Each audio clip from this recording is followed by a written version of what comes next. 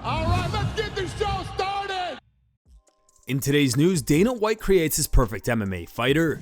Unsurprisingly, the UFC CEO chose Jon Jones for nearly every skill set while crafting the perfect fighter, except for when it comes to personality. Build the perfect fighter, striking. I'm going to get my balls busted nonstop for this one.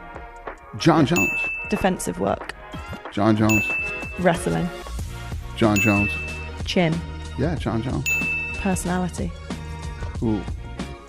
Conor McGregor. Legacy. Jon Jones. Dana White reacts to Francis Ngannou's recent win at PFL. During a recent Power Slap press conference, the UFC CEO said that Francis' performance was better than that of Donn Davis, who's the PFL's boss. Dana said this because during Davis's interview with MMA Fighting, he gave an awkward response and stated that he doesn't actually watch MMA. Dana also stated that Ngannou is all about the money and that he would have made more money had he stayed in the UFC.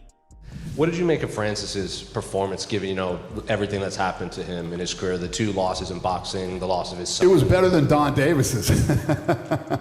Way better. Listen, man, I think that I'm going to tell you what I think about what Francis is all about the money. Francis left because he knew that if he fought Jon Jones and didn't win, it would hurt his chances of making the money that he wanted to make. But realistically, his deal was bigger here. His deal was bigger here if he stayed in the UFC. I think I've told this story a million times.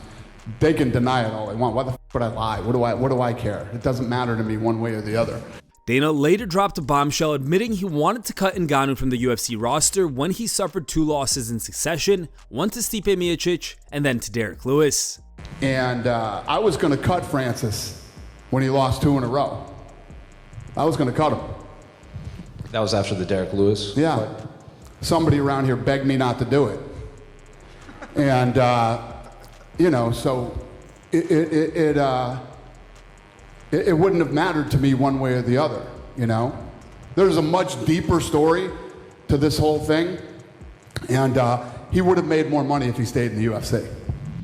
PFL founder Donn Davis reacts to Usman Nurmagomedov's comments about a future UFC move. Khabib's cousin, Usman Nurmagomedov, who currently fights within the Professional Fighters League, recently made headlines admitting in an interview that he plans to debut in the UFC in 2 years' time once Islam Makhachev's done competing.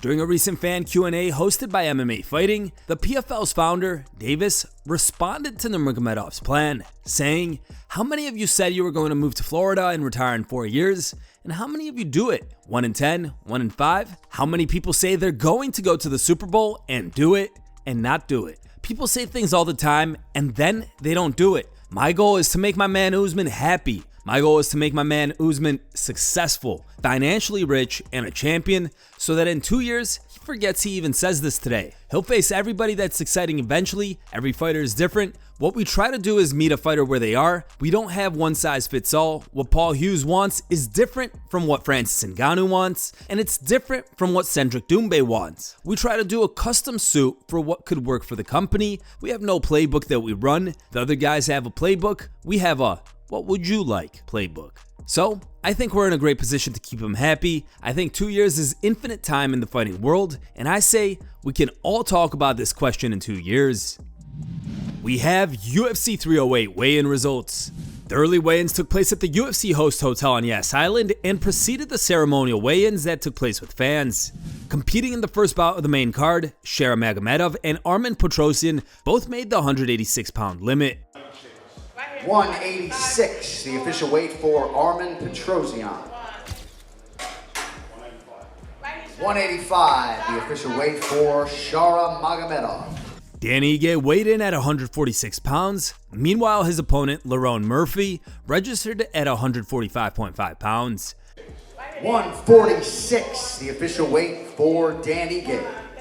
145.5, the official weight for Lerone Murphy. Magomed Ankalaev weighed in at 204.5 pounds, while Alexander Rakic weighed 206 pounds. 204.5, the official weight for the #1 contender, Magomed Ankalaev. 206, the official weight for Alexander Rakic. Both Ilia Topuria and Max Holloway hit the 145-pound limit. 145, the official weight for Max Holloway. 145, the official weight for the champion Ilia Topuria. Diego Lopez, who's a backup fighter for Topuria vs. Holloway, also made the 145-pound limit, qualifying for the 5-round bout. 145, the official weight for Diego Lopez. Robert Whittaker stepped on the scale at 185.5 pounds, while Chimaev, who weighed in at the last minute, weighed in at 186 pounds, qualifying for the 5-round bout. 185.5, the official weight for Robert Whittaker. 186, the official weight for Khamzat Chimaev. Many fans, including MMA Guru, found Chimaev's weigh-in a bit suspicious and accused the Abu Dhabi staff of rigging the scale. Guru tweeted, "Khamzat Chimaev officially makes weight at 186. Scale was not given any time to settle for either him or Magomedov and was immediately slid to the side to say they made weight. Really dodgy stuff, just like the Khabib weigh-in at the same place before the Gaethje fight." Guru followed up, "Just Abu Dhabi and only Abu Dhabi things. Happens nearly every time." Overall, opinions on this are divided, as some believe that Guru is trying to create a fake narrative. Ex-user Burner Hamzat replied, "They waited 11 seconds for the scale to settle before reading the weight. We know that you are preparing excuses for tomorrow, bud. It's quite clearly not moving. Laughing my ass off. I just watched Hamzat weigh in. He let that scale settle. Stop trying to create a fake narrative, dude. This motherfucker complains about everything. What? Crying emotes? He was literally on the scale for a solid 10 seconds. Shut the fuck up, you fat pig. You so ignorant, fatty." Dana White gives an update on a fan who asked for a UFC contract. Dorobshak Nabatov, an undefeated lightweight fighter from Tajikistan, asked Dana for an opportunity to fight for the UFC at yesterday's pre-fight press conference. "Please give me chance, Dana. I want to fight in UFC. Please give me. I'm ready. Fight to show. Please give me, Dana. I want to fight." What's your record? 9-0. 9-0. How old are you? 25. How old? 25, yeah. 25 years old? Right, yeah. 9-0? Yeah. What weight are you in? В каком весе? Yes, переводчик. Lightweight. Lightweight? Yeah. Where were you on the That's Contender unreal. Series? The Contender Series just ended. Where were you? Oh, yeah. I'm ready. You ready? Give me chance, please. Yeah. Doesn't matter. UFC. Can't tell Dana.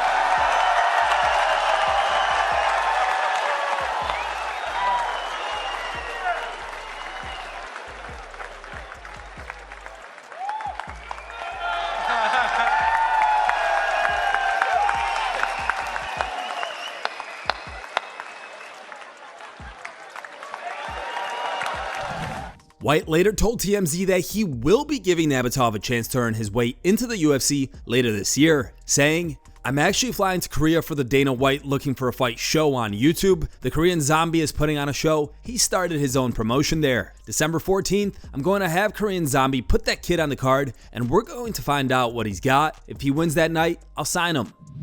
Max Holloway plans to stand his ground and throw hands with Ilia Topuria. Prior to UFC 308, Topuria dared Holloway to point down and exchange blows with him in the first 10 seconds of the bout. Now, in an interview with Aaron Bronstetter of Sportsnet, Holloway revealed that he's planning on doing so again, although it will most likely come in the final round of the bout. If you're up 3-1, let's say, against Ilia, and you come down to the final 30 seconds, are you still going to point to the mat and throw down, or is the championship going to take priority over entertaining the fans?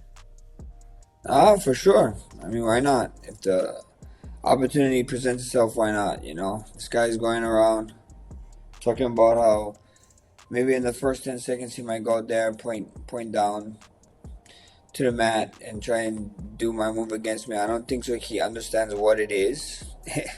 You know, it's the BMF belt, the best man forever, or the baddest mother effer, if you want to say. It's not the DMF. You know, it's not the dumbest man forever. So, you know, he can try and do what he says he's going to do, but he's not getting the gist of the point down just yet, I think. Alex Pereira spars with UFC flyweight. The UFC light heavyweight champion recently sparred with a nearly 100-pound lighter upcoming UFC prospect, Ronaldo Rodriguez. Check this.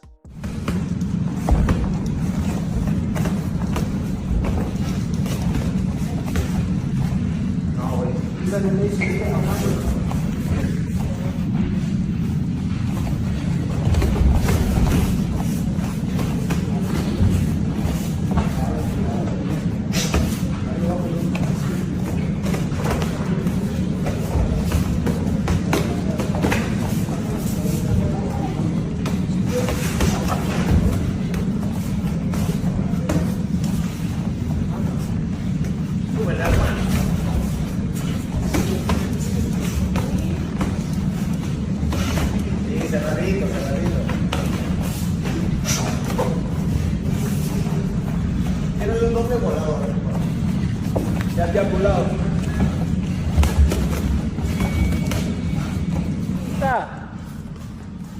Dale, Lexi. Oh, buena. Ya tres, abajo, abajo, arriba. Ya tres, abajo, abajo, arriba.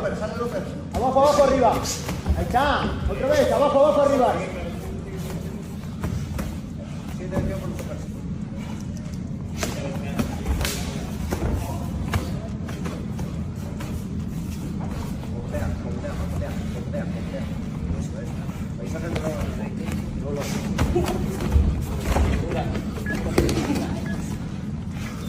Tempo! It's time for today's top memes. Third place was posted by Robert.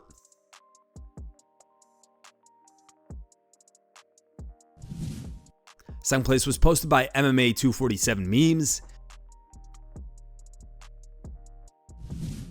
And the top pick was posted by Black Belt MMA.